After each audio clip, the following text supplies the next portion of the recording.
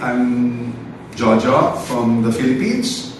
I came to visit the plant and the factory of Blue Elephant, and everything that we have discussed with Tina and also with Nancy, we were able to, and they were able to let me see their machineries and their factory, and it exceeded my expectations.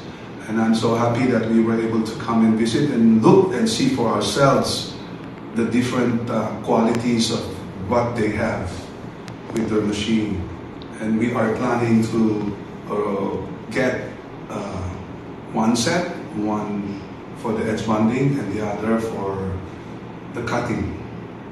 Thank you for your services and your time spent with us.